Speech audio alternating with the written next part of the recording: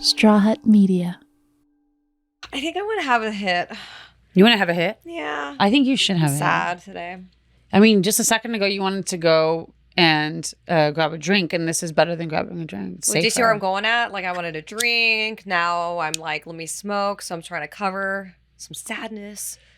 Oh, sadness? Yeah. Why? Hit it harder. Suck your teeth. You didn't see. You just let. No, you cheated. No, do another one where you got to suck your teeth, man. You got to suck the teeth. No, that was a really good hit. Barely anything really came out. Barely. Like, not even like, no. Yeah. Hit it. Suck your teeth. Suck your teeth. That's my girl. That was a hit. You were saying you're sad. So I'm sad, and it sucks that I have to like shield the sadness through wine and weed. Yeah. But I got ghosted, man. Have you ever been ghosted? By a dude? Yeah. Wait, what? I'm like, fucking. I shut the front door. Everybody stop the press. Yeah, you didn't notice? Like, just my energy today was just kind of like me. Okay. I'm starting to think that. Okay, let's talk about Casper. Let's talk about Casper. So Casper and I like went on 4 fucking dates. I haven't even seen. Wait a minute. Hold on. I'm gonna have to put the fucking joint down, and it's not often I have to put a fucking joint down. If I have to put a joint down, that's bad. I usually pick it up when I'm stressed. Yeah. I'm gonna slap you to tomorrow. What the fuck? 4 dates. You're not my friend. But why? Wait, why? I'm lighting the joint back up. Oh, wait, why? You're not my friend. Oh, because you. Ursula, I'm so confused right now. Why are we not friends anymore? Ursula, come over here, bitch. Okay, we got Ursula in the shot. All right. Did you fuck you, Anita? What the fuck is happening right now? Ursula, stay here, girl. You got ghosted. That's what you fucking deserve. You didn't even tell me about it. So I got ghosted because I didn't tell you about That's it. the karma. That's the whole thing. Okay. Didn't you realize the karma to it? Got it. Glad that we figured it. What happened? Nothing. We went out and everything was amazing. Okay. And I thought it was great. And I kind of like I had my questions too, but I'm like, I wanted to see him more, get to know him. Okay. And I was, The dates were good though. Dates were great. And then after every date, he'd be like, ask me on the next date. Okay. And then 4th date, I think this is where I lost him. Uh-oh. I invited him to go see a movie with Danielle and Jay. Was that too soon? With your sister and her husband? Yeah. Is that what happened? The 4th date, you invited to come on a double date with your family. Right. So, yeah, you for sure got ghosted. Well, I didn't write him. You're giving your energy. You're giving yourself to, like, you're putting things on hold. You're getting ready, going into dates. And then suddenly they're gone. So then it's like, so fuck it. I don't want to fucking date anymore. Look at it like a blessing. It was a blessing. Yeah, like, okay, obviously this wasn't going to work. Maybe he or she saw it before I did. Yeah. And they called it. Let me just fuck it. If it wasn't meant to be, it wasn't meant fuck to be. It. Yeah. Fuck it. Who cares? He's probably ugly anyways. He was like, I mean, he was in my type, like fully. He sounds ugly. He sounds so ugly. Just the story. No. I'm sure his face is just not even all like correct. He probably I could see he needs Botox right now, and he can use a little bit. Anyways, I don't even know where this conversation came from. My eyebrows are itching like fucking hell because I just got them tattooed on, and oh my God, I was on my period and it was so painful, Anita. But I'm so excited right now because we have Dr. Matt Chalmers here today, and he knows all about like holistic healing, natural healing. He knows a lot about the woman's body. And I want to ask him, why the fuck did it hurt so bad getting these eyebrows tattooed on while I'm on my period? Ladies, y'all know what's up with that. Here we go. Let's do this. You know her from Shaws of Sunset.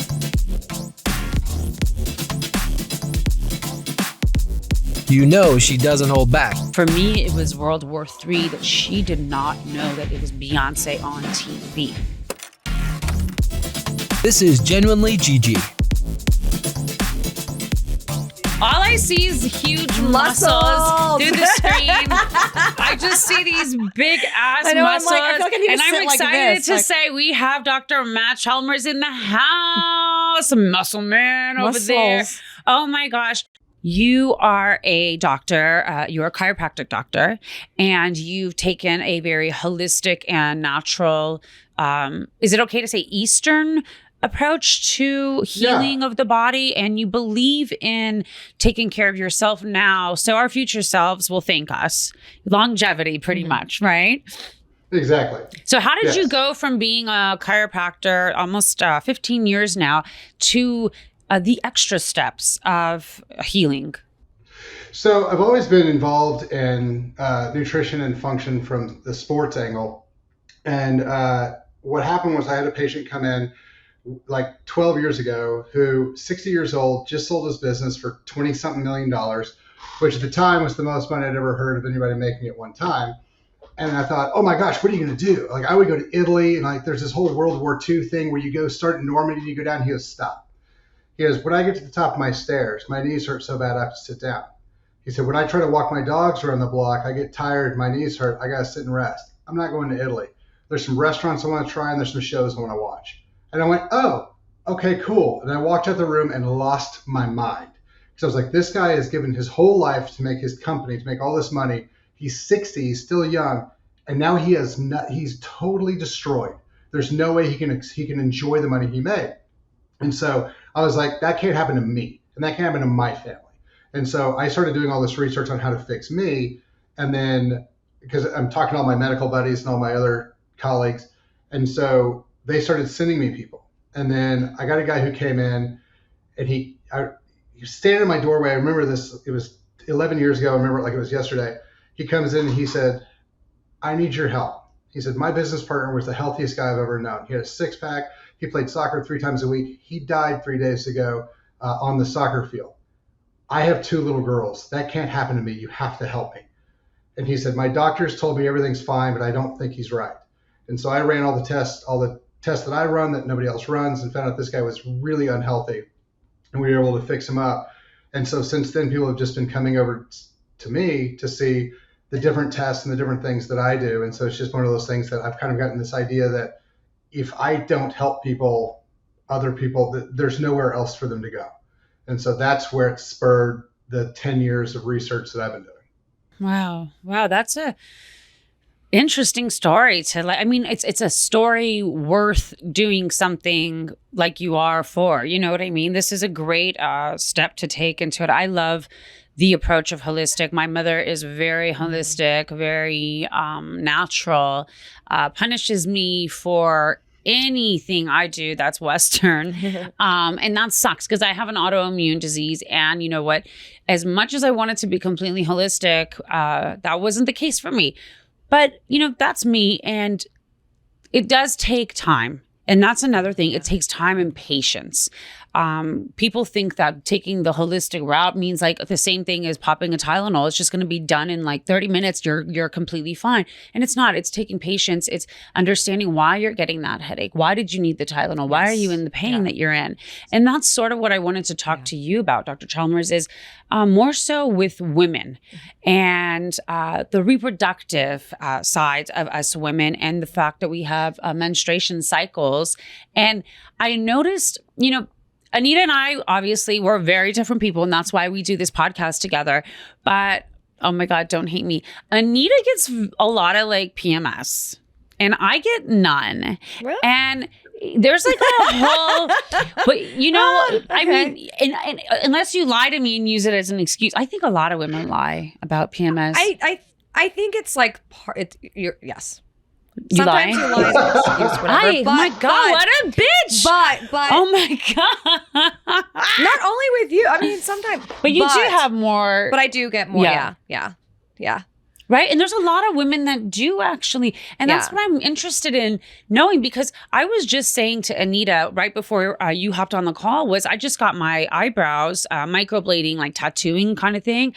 And I did it once before, and this was my follow-up time, and I was in fucking pain this time. Like pain. And I realized, ding, ding, ding, ding, ding, I'm on my period. Yeah. And I mean, it felt like torture. Mm-hmm. But what are these situations? What does a women's menstrual cycle have to do so much with the pain that we feel physically or our emotions or our psyche and all the crazy bitches that show up once a month.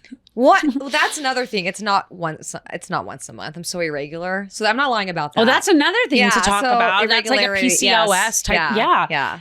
It's all you, Dr. So it's all you, Chalmers.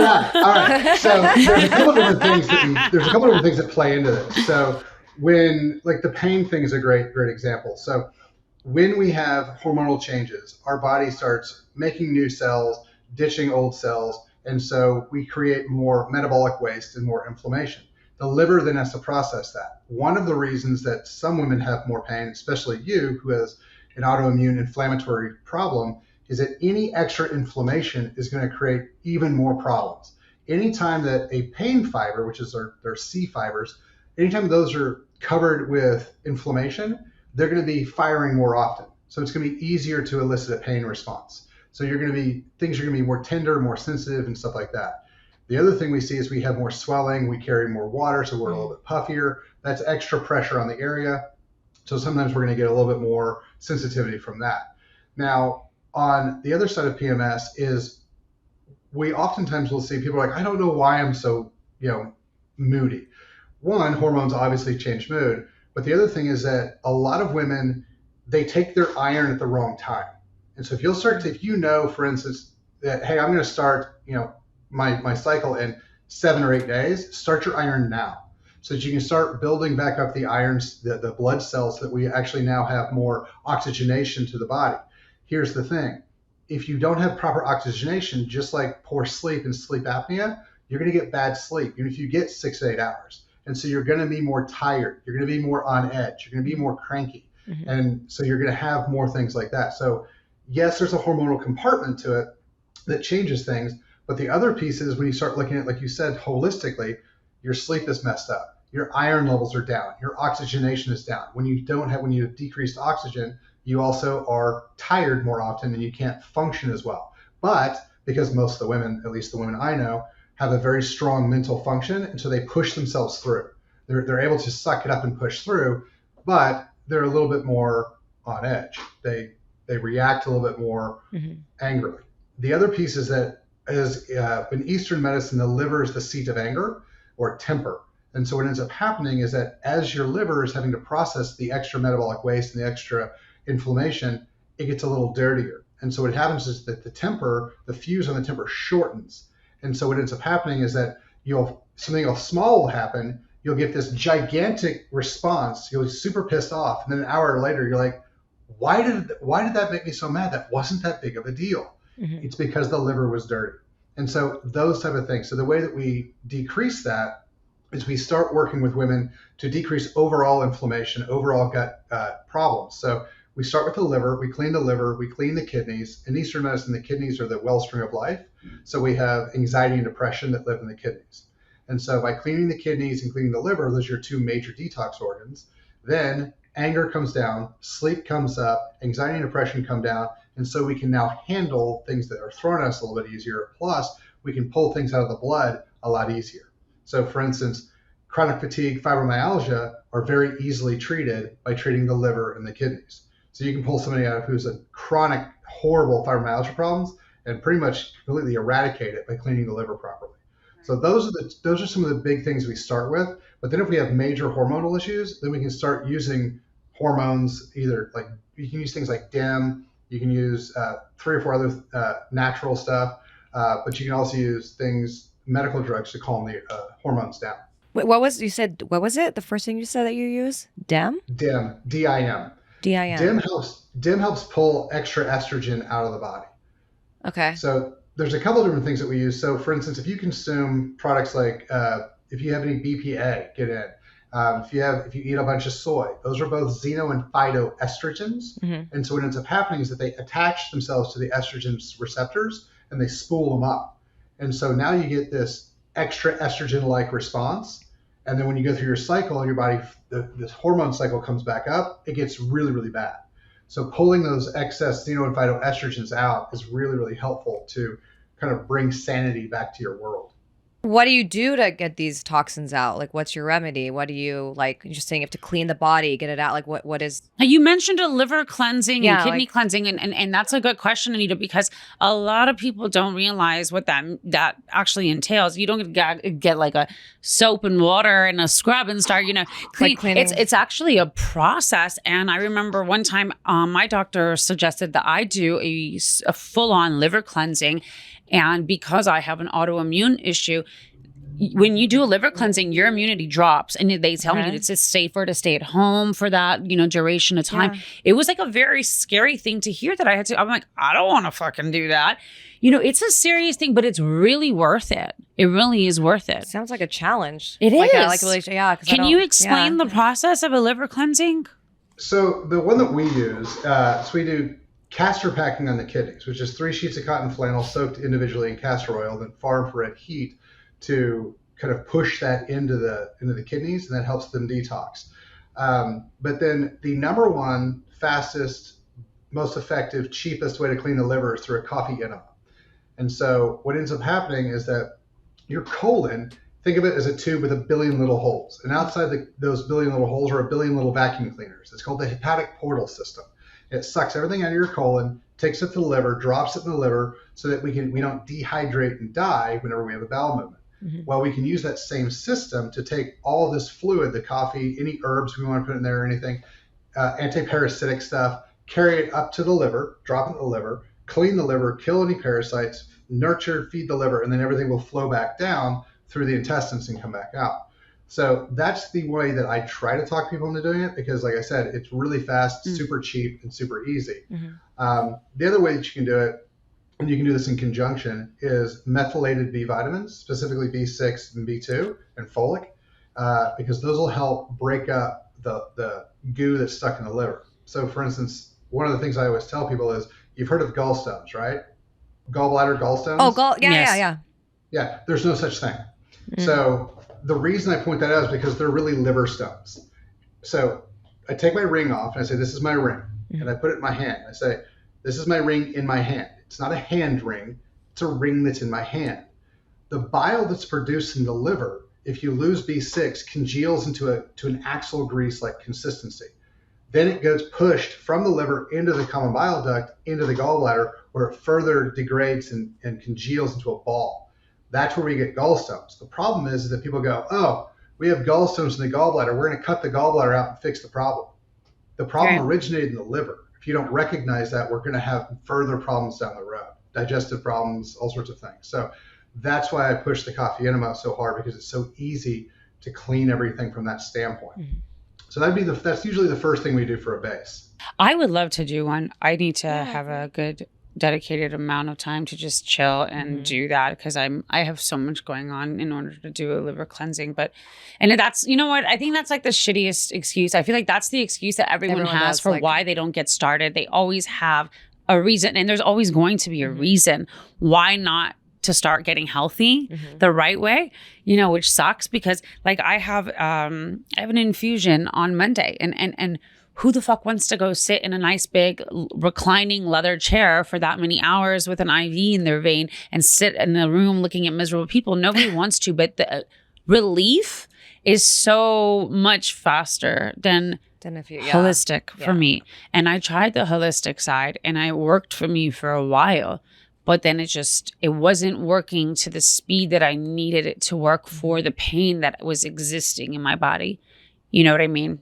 Have you done any concurrent treatments? Because a lot of times what we'll do when we have RA or we have something like that, we'll do concurrent treatments with whatever the medical drug of choice is, Celebrex, methotrexate, whatever it is. But we'll also start working on liver clearance, kidney clearance, strengthening the body, and cleaning out any toxic chemicals that they have. One of the big things we see is that they have food sensitivities. Mm-hmm. So you might be eating something, avocados, hummus, almonds, that are generally considered good for you, but you're sensitive to them. And so you can't eat them. And so we find that out with either muscle testing or blood testing. And then we take those things out of the diet. So the overall number of inflammatory processes have decreased. Yeah. Have you ever changed your diet? and stuff? Like, I mean, that was the initial approach in the beginning. Go gluten-free, staying away from red tomatoes, eggplants, white potatoes, certain. What was it? This one, pepper. It was like I tried that whole thing. I had strips of my hair removed in different sections, patches, because one of the holistic doctors needed to test the hair. And you get a lot of results in hair testing, but it was very sad. I cried at every chop of the hair. It was just, I've gone through it all. I mean, it's been almost 14 years. I have an autoimmune, so I feel like I've done it. For 2 years, I was only using cannabis. And actually, that was when I hit remission. I only got set back 100 miles because of my pregnancy and the loss of the first pregnancy. I lost my fallopian tubes with the loss of the pregnancy, and it hit me into some sort of shock. I feel like I'm talking about this a million times every time we do a podcast. But, so like, I don't know, is that hormonal thing, like I didn't have like issues, with hormones before, but then I always got ovarian cysts. Is that related to the inflammation because I have an inflammatory disease? Or does that mean this? The fact that she has, other symptoms, for instance, PMS symptoms, but doesn't have that, but has anxiety. Is anxiety related to hormonal issues of menstrual? Are any of these things related? Yes, no, they're all related. The biggest one, though, when we start talking about cysts and PCOS, what a lot of the research is showing us is that it's a D-inositol issue, D versus myoinositol. So what's supposed to be in the body is about 100 to 1 myoinositol to D-inositol for the body to function, the female reproductive system to function properly.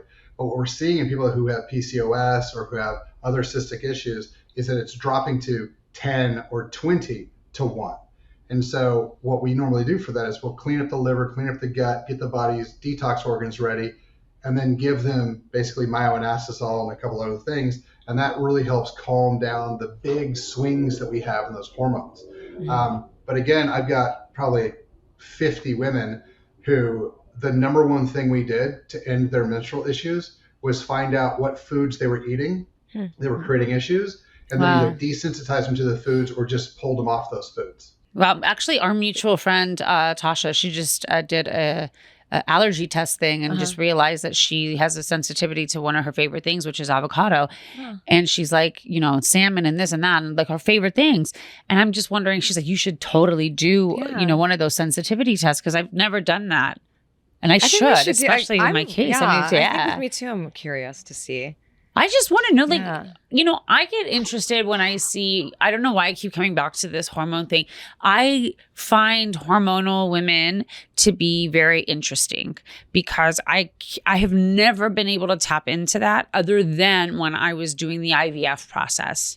When I was shooting myself up with all those hormones and sticking them up my vag and all that pretty stuff, I snapped at my mom for not even knowing that Beyonc was on TV. I mean, for me, it was World War III that she did not know that it was Beyonc on TV. And then from yelling, it went to crying, and it went to my dad hates me and I hate him. And my mom's trying to just pet me like a little dog. And I'm like, I'm not just saying this because of the hormones. I swear I would say this if so I don't understand the shift that happens within people, whether it is a hormonal thing, is it a hereditary thing? I don't understand it. And so I've been reading about it in order to be able to have a little bit more of an educated conversation with you. And I was reading so much about how, the inflammation is a factor, the causing, and it shifts so much. Now, for someone like me, who lost my fallopian tubes, because I know that the fallopian tubes have a lot to do with aiding into the covering of inflammation of the cysts of the follicles, correct? Now that I don't have my fallopian tubes, does that cause a hormone shift? Because my body is now rearranged from its natural design, correct? So what does that mean for my body? So there's a couple of different things specifically with your body. One, whenever we have surgery, we damage the exterior portion of the body. So are you familiar with acupuncture and the meridian system? So the lines from the meridian system can be damaged by piercings, punctures, blunt force trauma, scars, surgical cuts, things like that. So they have to be repaired. So that decreases the body's ability to communicate, first of all. So after that, we then have the alteration to the actual anatomical structure, which is going to change blood flow, which is also going to change hormonal function. Mm-hmm. However, the other thing that we have is that you had a bunch of drugs, fake hormones pumped into you. Now, if you didn't detox those chemicals out, you're going to have big issues with that as well. So that's going to be another piece. So unfortunately, we work with women all the time for pregnancy planning and for infertility. So that is a part of it that's like, yeah, this is going to be sticky and hard. I'm sorry, for a little while. But once they get through it, we clean them all out and they're fine. But the other piece, like I said, is your chemistry, your specific chemistry was off.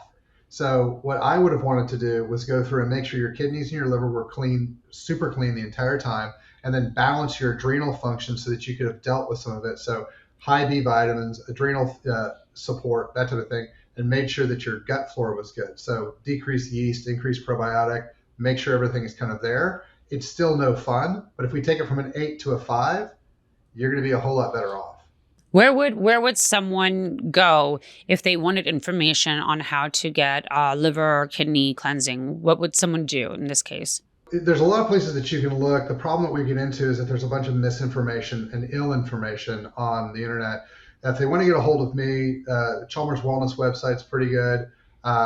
And so they can go there. I do a pretty decent job of catching up with people when they could contact me through Instagram or through Facebook.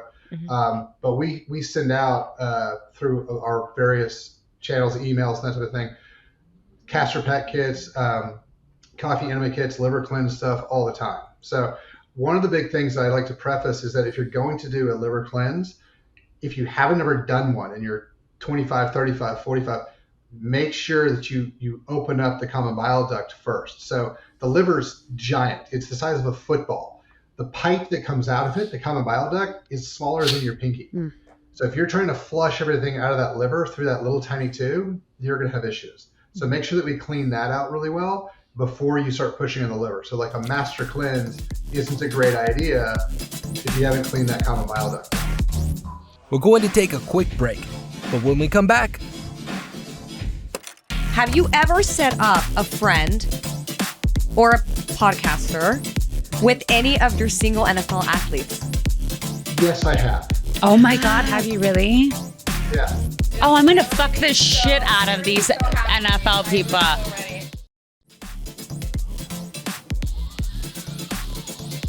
Do you believe in cannabis as a form of healing? I mean, I have to. I'm going to spark my joint as I ask because I believe it heals me, honey. I'm a giant cannabis fan, so I think that we should immediately, and this isn't going to happen because I don't get my way, but I think we should immediately remove all opioids from the medical pharmacy and replace them with cannabis. Oh, because wow. You're very... If you look at what cannabis can do from a pain standpoint and from a function standpoint, it does a lot of good. The other thing is that no one dies from cannabis. People's families are destroyed. Societies are destroyed. Lives are destroyed from opioids every single day. Yeah. The fact that they're still legal and cannabis isn't is super irritating to me because it's not the government says, I don't care. The government's saying, I'm cool with a bunch of people dying and having miserable lives and being addicted to heroin and stuff like that because we gave them pain drugs, opioid drugs for a car wreck. And now this 60-year-old grandmother has to go buy black tar heroin because we got her addicted to Oxycontin. Right. So it's a soapbox of mine, but for multiple reasons. But no, I'm a big fan of cannabis for what it can do for anti-inflammatory, pain. And the biggest thing is that the thing that I think we get off track on, especially with CBD, is people market CBD and they're like, it does all these great things. Yes, CBD does. But the terpenes that are in the one you're selling might not. So there's specific terpenes, and the terpenes are the individual chemicals that actually make that thing, that THC or that specific hybrid of that plant Yes. work. The terpenes are the profile of the strain. Absolutely. I mean, I had I known you had this much education, I would have had you on a whole different episode, honey. We might have to. I think I'm gonna have you back for a Get Anita Stoned episode. Oh, yeah. That's when we all just sort of, get Anita stoned, and we get to watch and we get to talk about weed. You and I will talk about weed, and Anita will just be stuck stoned. And it's very funny. Things have happened before. Weird things she pulled a come knife out of my mouth. You pulled it. My knives are all now on this side of the room, very far away from her. Weird. Things happen. Yeah. I lost a toe almost. It was like one of the episode of like Friends where Monica dropped the knife on Chandler Bing's toe and it's forever gone. But yeah, weed is a massive anti-inflammatory, and it plays a huge healing mechanism on the receptors in our brain, which again, that's like a whole separate conversation I would love to have with you actually. But I try to tell Anita as well, because cramps or being bloated or headaches, moodiness, stress, anxiety, all these things that I feel are accompanied with me and other women in the world when it comes to that type of stuff, is weed is like helps it all. I swear to God, it just makes everything so much better. Because cramps even, what cramps, women don't realize what cramps are. It's a muscle that's just control. It's down there, and the blood is, you know what I mean? And when you smoke some pot, you relax everything. Mm-hmm. And I should just be a doctor. They should call me Dr. High Nessa. Oh, that's really good, actually. That's good. Hey, that was a good one. Do you want to smoke a joint? Because I'm good right now. Okay. So but it's funny because that's my grandma's, I guess, holistic or like approach was like to take some brandy, or whatever, because it's supposed to like warm up. Oh yeah, same concept. So, okay, yeah, same concept, I guess. Same concept. You actually said something like that, unrelated to menstruation, but you said something. It could be related actually. In one of your videos, I saw you did an interview, and you said if it's a glass of wine, brandy, scotch, whatever it is, that when you come home, that is your release mechanism. As long as you are not, abusing any kind of stuff, then it's okay. And for me, it's been weed, and it's not just one at the end of the night, but that's okay too. And I have pain all day, and I would much rather stick to picking up a joint every 30 minutes as opposed to what I used to do, which was pick up some Oxy or Hydro and just pop pills with alcohol, because I was in so much pain and I just couldn't stop it. So, it's crazy. I love weed. I should definitely have you back for some weed conversations. But back to the bloody talk. Let's talk about menopause really quick to wrap this whole conversation up, because I'm about to be 40 in a couple months, and they say you get menopause like 40 years after you get your period or something, or is that like some old wives' tale kind of thing? But you're premenopausal and in your like early 40s. I did not ask for you to talk. God, this is what the fuck did she just think about saying to me? You're older than me, thank God. Are you going through it? Hot flashes? That's one of my questions, doctor. Oh, well, hello. So, yeah, like these crazy night sweats that I keep getting. Fucking old ass bitch is talking shit about me. Am I premenopausal? Oh, my God. You are the ass of every fucking joke from here on. I'm going to go to Oz, Party City Supply Store, and get you all the menopause. The memes that are going to come. Oh, she's so mean to me. So menopause can start in your early mid 40s, 42, 44, somewhere in there. But here's the thing. So the more important thing is that we start addressing hormone function earlier. I have a lot of women who are 35 who we have to start putting on hormone therapy. Awesome. And the reason is because they have high stress. So high stress is the number one killer in the world. Don't play that. It goes, well, heart attacks and strokes. No, those are caused by stress. So cancer caused by stress. So what ends up happening is that you have high stress, your hormones start to fall apart. So the biggest one we lose is testosterone, which is, everybody talks about it's a male hormone. It's not. It's a people hormone. Men have more, but it's critical for women. Bone density, osteoporosis should not be a thing. If you give somebody, man or woman, testosterone, their osteoporosis goes away. Osteoblastic formation is driven by testosterone. This is something we've known for a long time. Muscle mass, fat, metabolism, brain function, energy are all based in testosterone. Orgasm function for women is a major testosterone thing. So what we're doing though is, this is one of the things is another soapbox of mine, is that someone somewhere decided that a 20-year-old woman has 200 to 500 estrogen. And so we should push their estrogen back up to 200 to 500. And then a lot of them got cancer. So what I tell people is, if you're not going to have a baby, all we need to worry about in the estrogen front is, do we have symptoms? Do you have hot flashes, night sweats, vaginal dryness? Do you have headaches, joint pain? If you do, we might want to talk about it. But here's the fun piece. If a woman takes testosterone, specifically injectable testosterone, it will convert on its own into estrogen. So most of the time, you can give a woman who has all these menopausal symptoms testosterone, and that's all she needs. Wait a minute. Call me completely ignorant, but is that okay?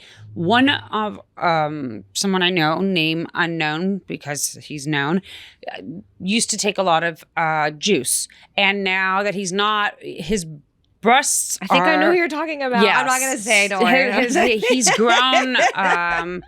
They're pointed. They're like pointed into the nipple, like their breasts, like they're squeeze pointed, like, you know, kind of like a, you know. So, is that because of the testosterone turns into the estrogen, and now he has the breasts? Lots of times, yeah. So what we do for men who are on higher or middle level testosterone, we can give them something called anastrozole. Anastrozole blocks the conversion of testosterone into estrogen, and so it helps keep the estrogen levels in men much lower. You also give that to women if they have breast cancer, ovarian cancer, estrogen-based cancers. You give it to them, and it really helps them through their cancer. So now monitoring it properly is very, very important because, again, you don't want the estrogen to get too high. But yeah, it's a big thing with men. It's called gynecomastia, and that's where they start developing female traits because the estrogen testosterone balance gets way out of whack. Going back to the whole orgasm thing, so you're saying that if you, because I thought like sometimes it's hard to perform when you're like really stressed and stuff, and it's not like I'm really doing anything because I haven't had like a boyfriend in like 20 years. But you're saying if you have like right testosterone levels and stuff, if you give that to a woman, that she could potentially be having better orgasms and stuff? Absolutely. I've probably got 20 or 30 women who have come up to me. Girl, write that down. Write that. We need to write that down because I need. Hello. Write it down. We need to go get some of that because I feel like just with everything going on in our lives and stuff, it's so hard to just relax. And when I've been, I thought it was all mental for me, but now I'm starting to realize it's more than that. You know, I'm 40, so I can understand. It's more than that. I think it's more. We need some testosterone. Yeah. So, what people don't understand is that the clitoris is larger than just the little man in the boat. It actually goes up into the vaginal vault, and it's the same tissue as far as embryonically as the penis. And so what ends up happening is that people know if you have erectile dysfunction and you take testosterone, the erectile dysfunction oftentimes will go away because of the increased blood flow and nerve function. The exact same thing happens to the clitoris. So what ends up happening is that now all of a sudden it puffs back up, and so you have much more sensitivity. So you're enjoying sex more. But one of the things I do like to touch on is that if you give a man testosterone, his sex drive increases directly proportional. More T, more sex drive. Not the same in women. While they might enjoy sex more, a woman's sex drive is defined exactly like you said by how much rest she gets, how much sleep she gets, and how nice you are to her. So it's very mental, and then it's, does she have the energy? People come in all the time and they're like, I want to get my wife or my girlfriend testosterone to increase her sex drive. And I'm like, all right, we can talk about that. But if you want to increase her sex drive, get her a nanny and a maid. Because if she's tired and she's fantasizing about going to sleep, and she's fantasizing about the bed about at 4 p.m., you're not getting laid at 8. That's not happening. If she's exhausted, it ain't going to happen. So get her some help so that she can kind of rest throughout the day so she has more energy for you at night. I'm not huge on having sex drive. I never have been. I never have been. I feel like I need to go get some testosterone or something. I'm not going to grow a dick, am I? No. So, and that's because, okay, so that's one of the questions people ask me all the time. They'll come in and go, hey, I'm not complaining or anything, but stuff's getting bigger. Like, Yeah, like, will the clitoris start hanging? Like, is it going to stop getting bigger? And I'm like, yes, it is directly proportional to how much you're taking. So if you're at 700 and you're a giant bodybuilder woman, it's going to be bigger than if you're at 80 or 150. Mm-hmm. But generally what happens is that as you age and the blood flow decreases, the organ just shrinks. So think of it this way. You have a dry sponge, toss it back into the sink, it increases in size. It doesn't increase in size forever. It just goes back up to where it normally was. Right. It's the same thing with the clitoris. So as it gets back up, you'll have more function. And what's funny is I've had women in their 40s and 50s come in and go, I had the first orgasm I've had in 5 years last night. Was that from the testosterone? And I'm like, yeah. And we talked about that. But no, it's a really, really big benefit to women's quality of life and longevity. It doesn't make you like horny at all times, or like if I sit on like the washing machine, is that like going to be enough for me? Like I'm just trying. No, because it's great. You think because it's obviously increasing all the blood flow, right? Yeah. That's why when you're pregnant, you're supposed to be like super horny orgasm like 2 seconds because of all the blood flow. Yeah. So like. I mean, I could have easily sat on a washing machine if my belly weren't in the way for me to jump up, and I would have easily. So I mean, hello, but is that? Oh, 100%. Yeah. So your sex drive will come up a little bit. Okay. But like I said, if you structure your day a little bit different, so your stress is lower. So you work out in the middle of the day, you do the glass of wine to break your stress at the night. If you structure your day so you have more rest and you're more mentally rested, and you've got more sleep, so you have more energy. Yeah, your sex drive will come back up. You're not going to be a 16-year-old boy. There's almost nothing you can do to make a woman's sex drive like a 16-year-old boy. He's funny. I don't know. Maybe her. She could. You don't know Gigi how I know her. We're going to take a quick break, but when we come back, I'm actually not into athletes. How about their managers or their lawyers? I'll have the lawyer, maybe, like an executive, someone who owns the team, maybe, if you know any of them. Yeah, write this down. Like, well, he's taking his coffee. I thought you were going to go write it down. I need you to stop. He's talking real life stuff. I need to learn how to get this baby going again. How to get her sponge wet again. Oh, it's been a long time, Dr. Chalmers. That's a whole different conversation I need with a therapist to understand why the goodies have been locked away for so long. Mm-hmm. But once I get back into it, I want to be swinging like Tarzan. Okay, so let's talk. Let's go back into the testosterone. So generally what we'll do is we bring people in and it's a simple testosterone blood test. And then when it comes back, my team likes to get people between 80 and 150 for blood levels. And so, sometimes we'll have to do 1 injection a week, 2 injections a week. It just depends on what works. Now, here's the cool thing. If you do 1 injection a week and you start coming in and you say, hey, look, I've got all this energy. I feel awesome. All the fat's falling off me. Like my sex function is really great. However, I have the hair on my face is darkening, or I have some acne or whatever. What you can do is cut the dosage basically in half, take that shot twice a week, and oftentimes that will eliminate some of the side effects you're having. So talk to your doc about that. If you don't have somebody who does that, then you can work with someone on my team. But that type of thing is easily something that would turn off those unwanted side effects, but you're still going to get all the stuff you want. Now, here's the other caveat. People come in and they talk to me and they say, I've been working with this, my doc, and it's weird. They say, I feel great on shot day, but then the day before I feel terrible. Testosterone has a 7-day half-life. So if you get to a 10 on Monday, by Sunday night, you're going to be at a 5. And so what you have to recognize is that if you feel great on Monday, but bad on Sunday, you might want to talk about splitting your dose so that you have a much more even keel amount of hormone throughout the body.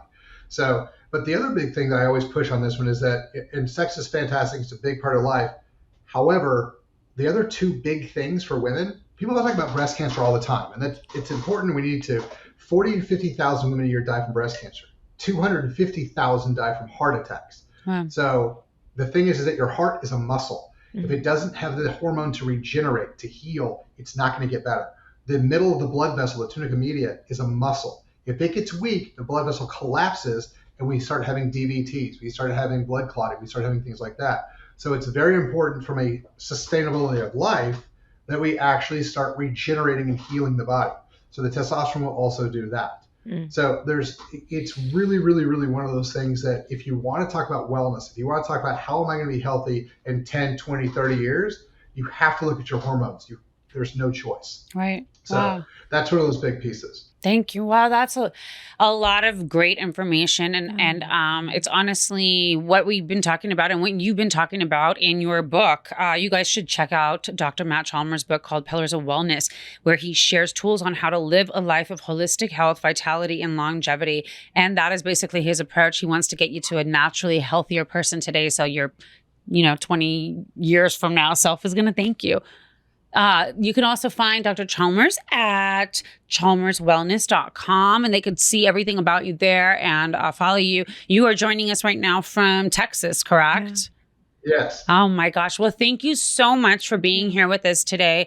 And I would love to have you back on to do the whole cannabis talk one day. And right before I leave, this lady has something special prepared. Yeah. So we have this little thing called Forgive Me, I Have Sinned. It's a little game. So we just kind of like to make it fun. So throw the pen in. I'm throwing a pen down. I took my notes on I'm gonna light and the joint up. orgasms. This is where we have fun. We have fun now. Just really fast before we start the game. If Okay. we wanted to have you help us out with some things, like with you being in Texas, and how does that whole thing work? Like, do we have to? We could just do everything over like you send us the kits and the testosterone, and we just inject ourselves. Like, how does the whole thing work?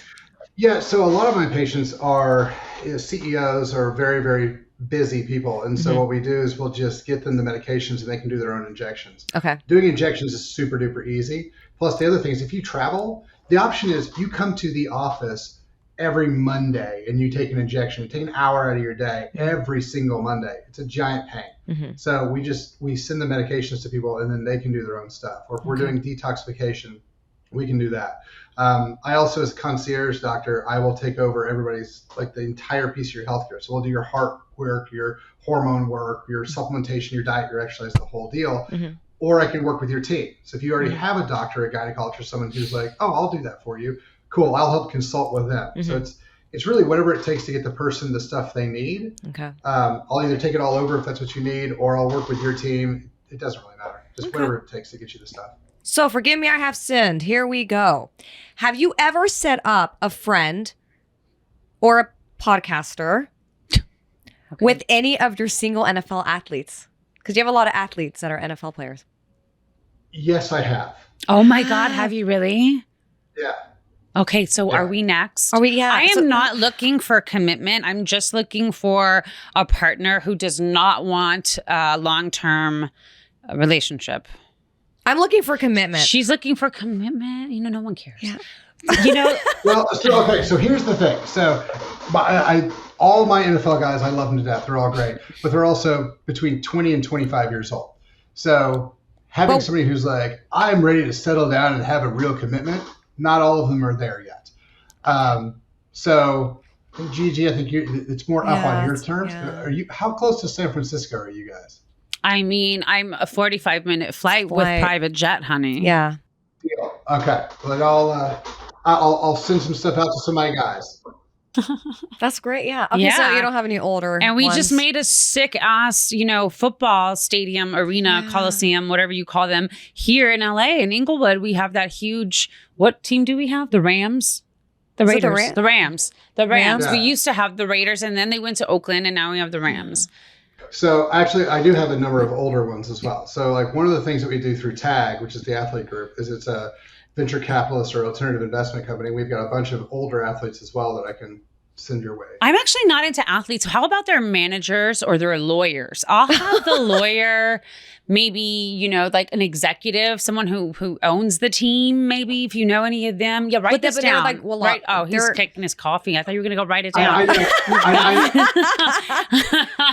much, we just want to be like set up. I mean, and just if the managers or the owners, I'll take. And we're going to take our testosterone. We're going to get those sponges. Oh, I'm we're going to be the shit out of they're going to be so happy. NFL like people. We're so ready. Okay. So, second question. Have you ever used Eastern or holistic remedies on your significant other to induce more pleasure? Ooh. Oh yeah. Oh. Oh, How? Absolutely. what? Tell us. Well, okay. So there's lots of different ways that you can do that. So it depends on also how you look at it. So if it's like, okay, you talk to her at 3 o'clock and she has a headache. So okay, well we can get you adjusted and I can get you all sorts of different things to relieve the headache so that you're ready to go. But the other thing is that remember it goes back to energy and rest. So if she's not getting good sleep, we can go through and fix that. If we need anything else to increase energy, we can do that. Now, one of the other fun things that people don't know about maca increases blood flow all over the where's my body. pen? Where's my pen? M-A-C-A. Hold on. Damn it, get the pen out, Anita. Jesus. Write it down. Spell it. Okay, go ahead again. How do you spell it? M-A-C-A, maca. Oh, like increases maca blood powder. flow. I have the powder. Yeah, all throughout the body. So if you mix that with a little bit of caffeine Mix or it. beet, like that red beet powder, Get that. those two things, it is not very tasty, but it gives you lots of energy and lots of tingly blood flow all Oh, I over. like the tingle. I like You the can tingle. also use B vitamins, taurine, stuff like that, thiamine, to increase the little bit of sensitivity to the skin. It's kind of the idea of like if you take a bunch of pre-workout and your skin tingles, same type of idea. We're writing that down. We're getting at. I got some good notes today. Oh my God. Okay, so how else do I make someone come so fast? Well, if it's a guy, just show up. That's kind of probably the easiest. No, I'm piece. really, well, I just look at them these days. No, I'm kidding. I'm cocky. I'm cocky. Oh my God. There are really a lot of ways, aren't there? Is there like a button to push? There's no easy button.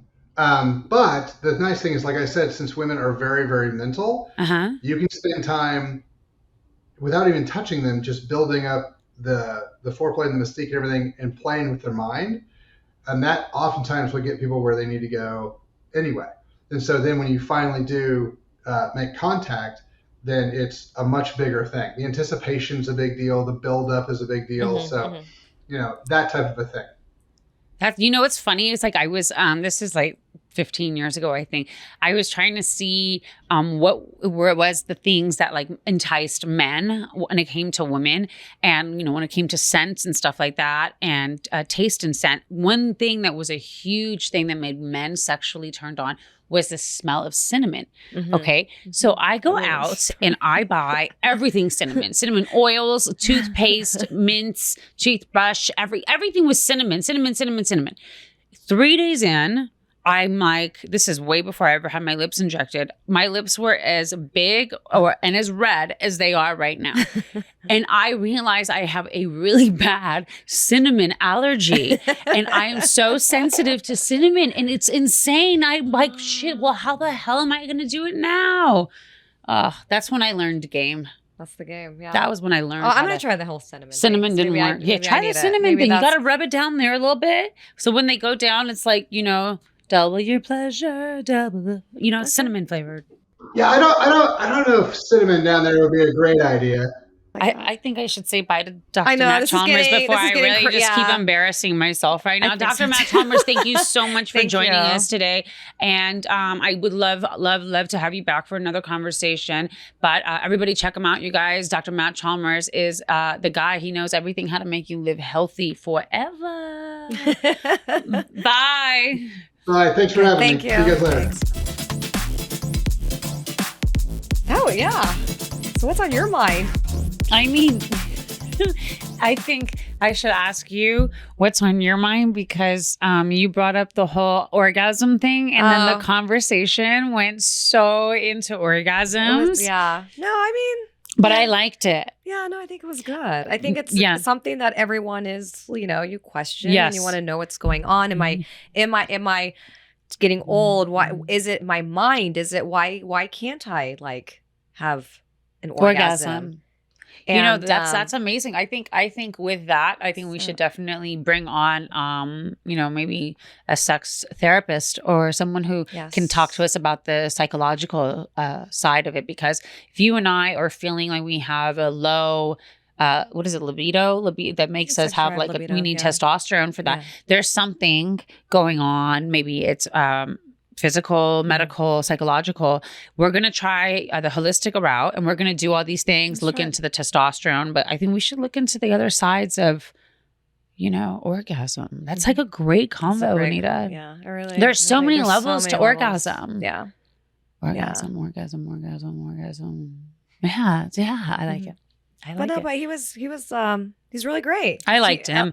He was so kind. He's Just a big kind. tedy bear. Yeah, he's a big teddy bear. Yeah, Like he was very reminds kind. me of Jaja. Jaja, my little Jaja bear. She's my baby girl. Yeah. Oh man, I would love to have Dr. Matt Chalmers back, and we would next probably have to only discuss weed because he seemed like he knew. He's like a big, yeah. He seemed very it, excited to talk about it. Yeah. So hopefully, the next time you guys join, Genuinely GG, I can have a cool conversation about cannabis while this one gets stoned because I just want to get this one stoned. So subscribe so you'll make sure to know when this one's getting stoned. Rate it, review it, tell me what's up, tell me how you guys feel. If you guys want me to talk about something, just talk. Love you guys. Mwah.